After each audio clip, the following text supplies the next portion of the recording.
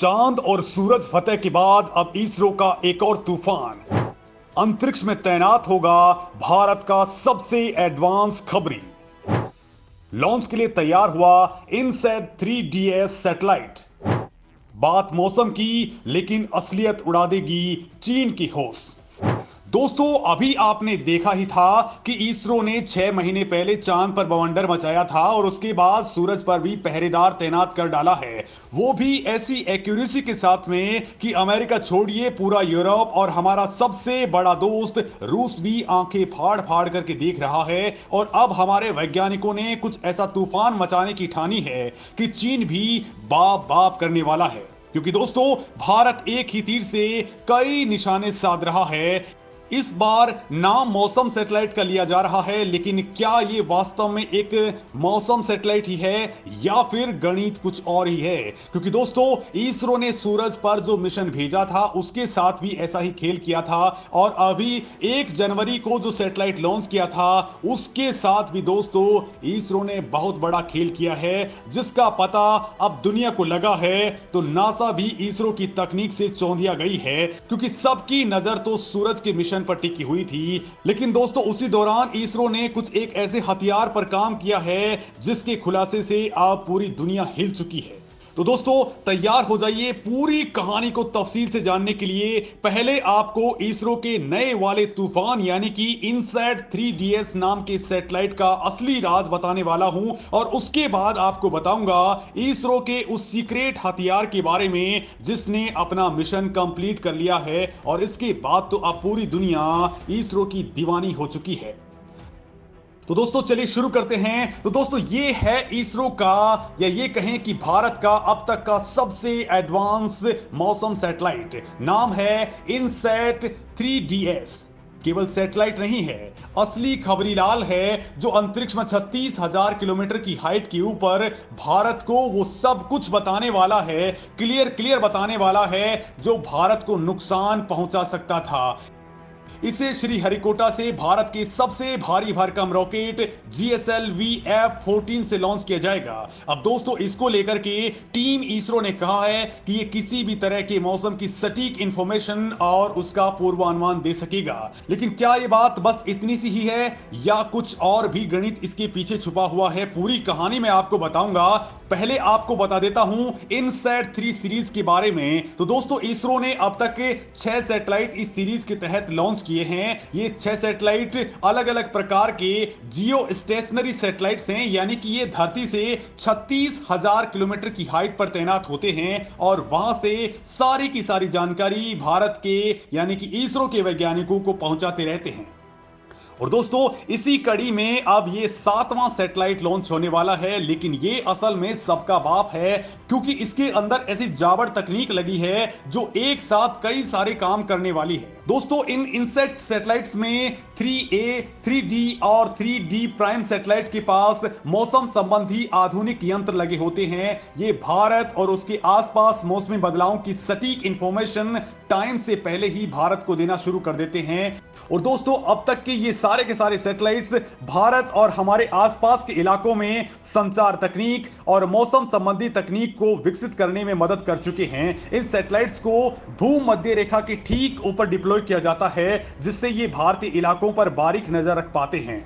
और इस बार जो सैटेलाइट लॉन्च हो रहा है उसका वजन 2275 किलोग्राम है और इस सैटेलाइट में 6 चैनल इमेजर लगे हुए हैं।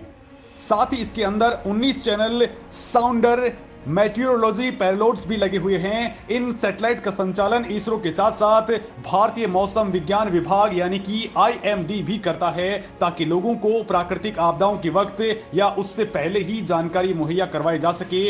और दोस्तों, उसकी मदद से भारत की सेनाएं लोगों को सुरक्षित स्थानों तक पहुंचा देती हैं। भारत इस सीरीज के सैटेलाइट्स की मदद से ही अब तक हमारे पड़ोसी देशों की भी खूब मदद कर चुका है। और बड़ी बात यह है कि हमारे पड़ोसी देश ज्यादातर मामलों में इसरो के सैटेलाइट्स पर ही डिपेंडेंट हैं। ये जमीन के साथ ही समंदर पर भी हर मौसम और इमरजेंसी सिग्नल सिस्टम से इसरो को रूबरू करवाते हैं। और अब दोस्तों, यहां बात आती है कि इसे चीन की अकड़ को कैसे ढीली किया जा सकेगा और मालदीव जैसे चिंदी से देश का इलाज भी इसके जरिए कैसे होगा। तो दोस्तों बात यह है कि ये सैटेलाइट जितने मौसम की इंफॉर्मेशन देते हैं उतनी ही जानकारी ये दुश्मन की हर गतिविधि की भी भारत के पास में पहुंचा देते हैं। मतलब हमारी नेवी से लेकर के थल सेना के पास इनकी पूरी इंफॉर्मेशन पहुंच जाती है। हिमालय की चोटियों पर कुछ भी बदलाव होने वाला होता है, यानी मौसम संबंधी बदलाव होता है या फिर वहां पर दुश्मन का कोई भी मूवमेंट होता है, तो ये सारी की सारी इंफॉर्मेशन सेना को पहले ही मिलना स्टार्ट हो जाती है।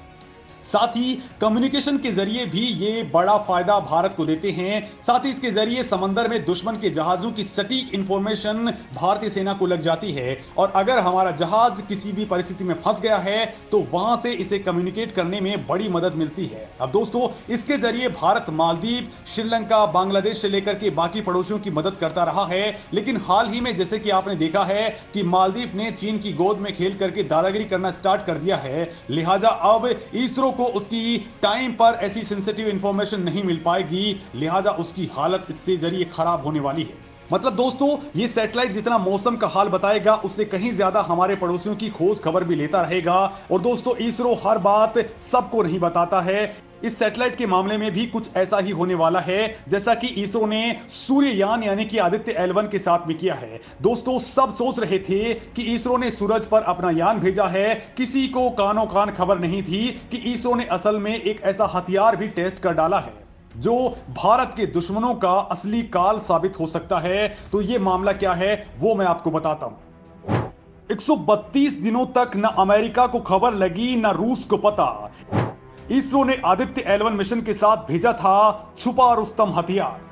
दोस्तों जैसा नासा दुनिया को पूरी सच्चाई कभी नहीं बताता, वैसे ही अब इसरो भी हर बार दुनिया को चौंकाने में लगा हुआ है। इसरो ने चंद्रयान 3 मिशन के बाद में आदित्य L1 मिशन लॉन्च किया जो पूरी तरह से कामयाब रहा है। आदित्य सोलर प्रोब को पिछले साल 2 सितंबर को लॉन्च किया गया था और 11 जनवरी 2024 को इसने L1 पॉइंट पर अपनी डिप्लोमेसी पूरी तरह से सक्सेसफुली गेन कर ली है। लेकिन दोस्तों इसी दौरान इसरो ने 132 दिनों तक दुनिया से एक राज छुपा करके रखा और अब इस मिशन का इसरो ने वो राज खोल दिया है, लिहाजा दुनिया चौंक उठी है।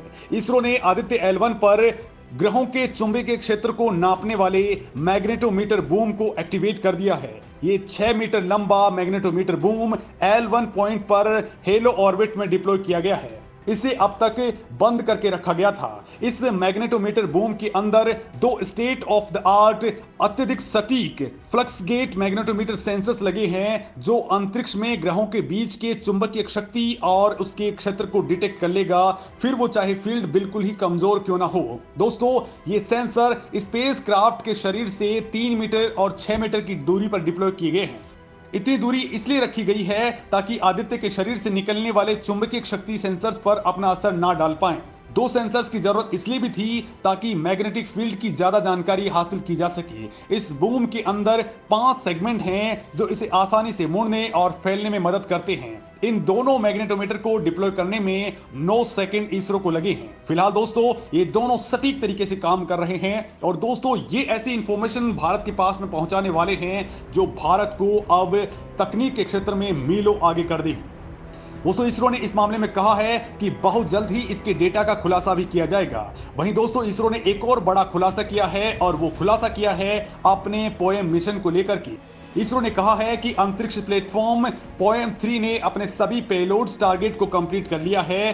PSLV ऑर्बिटल एक्सपेरिमेंटल मॉड्यूल 3 यानी कि पोएम 3 को PSLV C58 रॉकेट के जरिए PS4 स्टेज के तौर पर इस्तेमाल किया गया था, जिससे इसरो ने इसी साल 1 जनवरी को एक्सपोसैट सैटेलाइट लॉन्च किया था। इसरो ने कहा है कि पोएम 3 ने 9 पेलोड्स के साथ में उड़ान भरी थी। ऑर्बिट में 25 दिनों तक पोएम 3 ने धरती के 400 चक्कर लगा लिए हैं। दोस्तों भारत के पास ये बहुत ही खतरनाक तकनीक है। ये एक 3 अक्ष नियंत्रित प्लेटफॉर्म है जिसमें पेलोड को सपोर्ट करने के लिए वहां पर इलेक्ट्रिसिटी, टेली कमांड और टेलीमेट्री फैसिलिटीज ये प्रोवाइड करने का काम कर देता है। और इसी प्लेटफॉर्म पर इसरो कई तरह के एक्सपेरिमेंट कर रहा है और बड़ी बात ये दोस्तों कि स्पेस के अंदर इसके जरिए डायरेक्ट एनर्जी वेपन्स का पूरी तरीके से परीक्षण किया जा सकता है। बड़ी बात यह है कि ये बहुत खतरनाक हथियार के तौर पर भी इस्तेमाल किया जा सकता है और इससे दुश्मन के सैटेलाइट्स को तबाह करने में भी काम लिया जा सकता है।